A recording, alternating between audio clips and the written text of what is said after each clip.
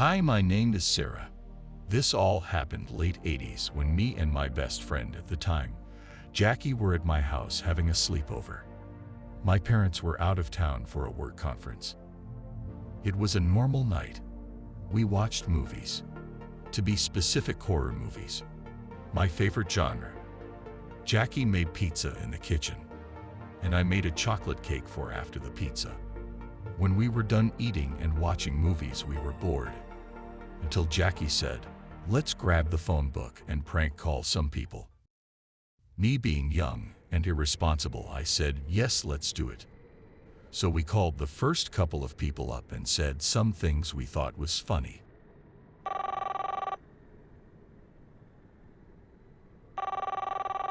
"Hi, I'm stuck in the toilet without toilet paper. Could you bring me some, please?" We got very confusing answers back and we laughed. Afterwards, Jackie said to me, "Come on, Sarah, one more." And I said, "Jackie, I'm tired. I actually want to go to bed now." Jackie said, "Please," with puppy dog eyes. I said, "Okay, fine, one more." So we called the last person up in the phone book.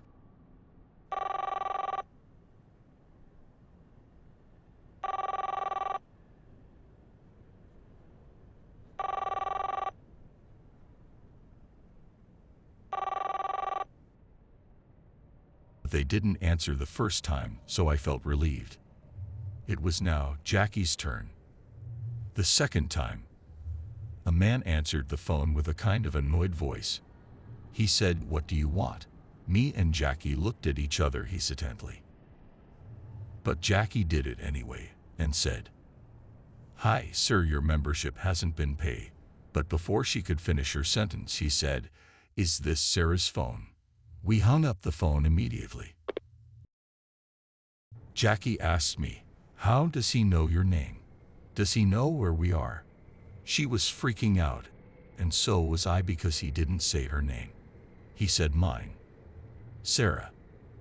I said, "I don't know, Jackie. See, this is your fault.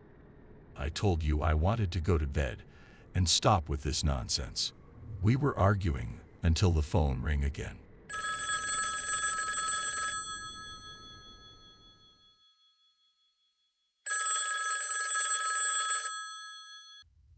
We were frozen in place, scared to pick up.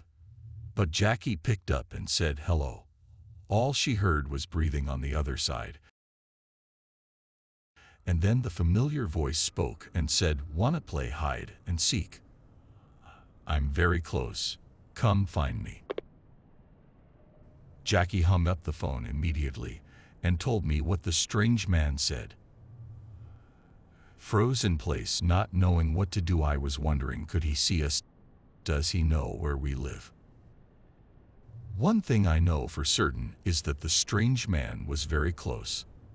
I said to Jackie, "Let's call 911. I'm not going to play games with this guy. He's creepy and terrifying."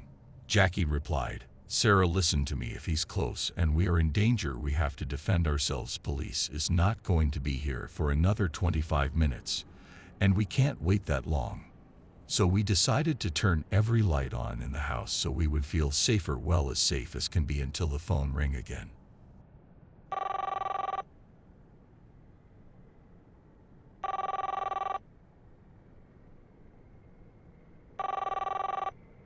This time I picked up. The man was sounded out of breath and broke the silence by saying, "You got me running, didn't want to be found this quick." I hung up immediately. Said to Jackie, "I'm calling the police." So I called and explained everything. Well, almost everything. I left out the prank calling me, and Jackie did. I didn't want to get in trouble. My parents would never let me be home alone again. The operator on the line said she will be sending an officer, but it would be at least another 30 minutes. So I told Jackie, "You were right, it's going to be another 30 minutes before they get here. What do we do in the meantime, Jackie?" "Perhaps another prank call, since you got us in this mess."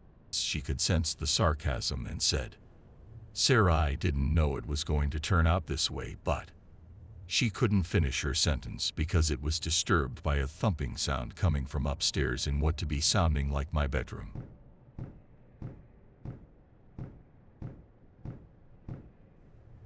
"What the hell was that, Jackie?" I said. "I don't know, Sarah. It sounds like footsteps," she replies. Then we heard a door close.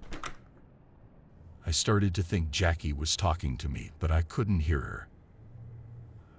Stopped Jackie from talking and said to her, whispering, "Jackie, shut up, be quiet, he's in my house."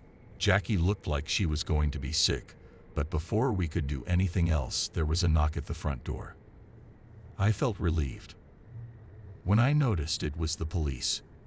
They searched the whole house, but everything was fine and was cleared out by them.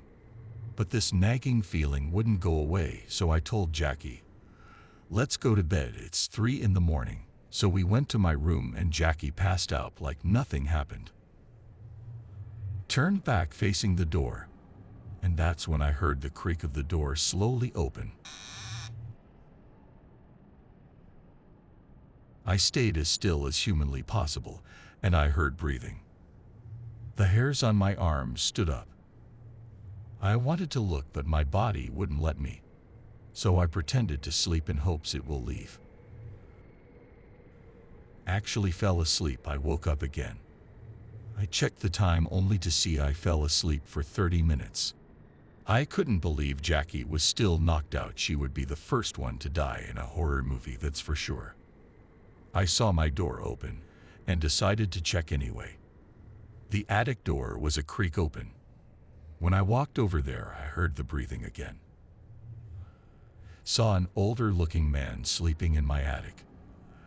I tiptoed away from the attic and ran for my bedroom. I woke Jackie up and said, "Jackie, get dressed. We need to leave." I was right all along. He's in the house. Jackie replied, "Are you having a panic attack? You've had a bad dream. Go to sleep, Sarah." I said to her, "Jackie, get up or I'll leave you here." She saw my face turn pale and finally stood up, and we called the police, explaining what had happened. Luckily, the police was nearby this time and was there in about 5 minutes. When they arrived, I sent them to the attic. They came out with the man in cuffs. What was more disturbing was he had taken Polaroid pictures of me when I was asleep. He saw his opportunity when my parents had left, and he was my neighbor, a close friend of my dad. If the prank call and my neighbor were connected, it stays a mystery. I think about it even 20 years later now. Was it a freak coincidence? Or was it him as well from the prank call? We'll never know, but we moved out the neighborhood, and me and Jackie lost contact. I hope she's doing well. Please remember to like, subscribe, and enable the bell notifications. Additionally, if you could share this video, it will be very beneficial to our channel. Tell us what you'd like to hear next in the comment section. Good night, sleep tight.